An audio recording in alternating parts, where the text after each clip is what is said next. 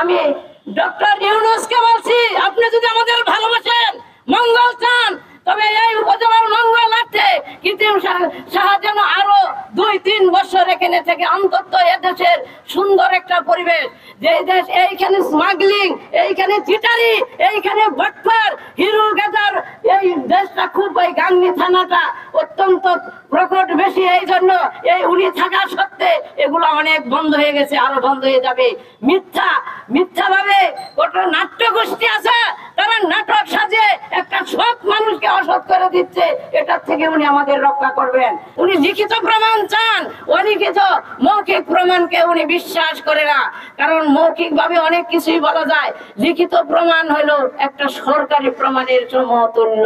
আমি বারবার অনুরোধ করে বলছি, যতক্ষণ পর্যন্ত এই বদলির অধিকার বাতিল না করা হবে, ততক্ষণ আমরা মুক্তিযোদ্ধার স্ত্রী সন্তান সবাই আমরা এই উপজেলা ঘেরাও করে রাখবো। তার আচার ব্যবহার এবং তার প্রশাসনিক দক্ষতা এবং কর্মতৎপরতা ইত্যাদি আমাদের মুগ্ধ করাই।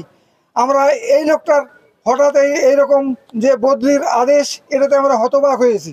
কাজে আমরা মুক্তিযোদ্ধার পক্ষ থেকে মানে ঊর্ধ্বতন কর্তৃপক্ষের কাছে জোর অনুরোধ জানাচ্ছি, যেন ইনার এই মানে বদলির আদেশ যেন বাতিল করে গাংনীতে ওনাকে রাখা হয়।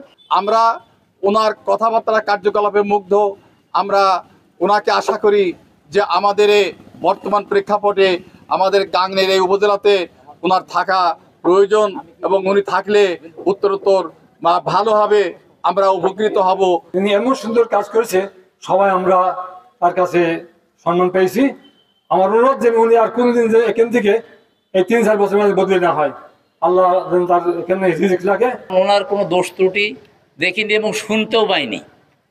মুক্তিযোদ্ধার তরফ থেকে আমি অনুরোধ করব যে ওনাকে নাকি বদলি করেছে, তো কিছুদিনের জন্য ওনাকে এখানে রাখার জন্য যদি আদেশটা বাতিল হয়, সেজন্য আমরা মুক্তিযোদ্ধার তরফ থেকে জোরদার অনুরোধ জানাচ্ছি।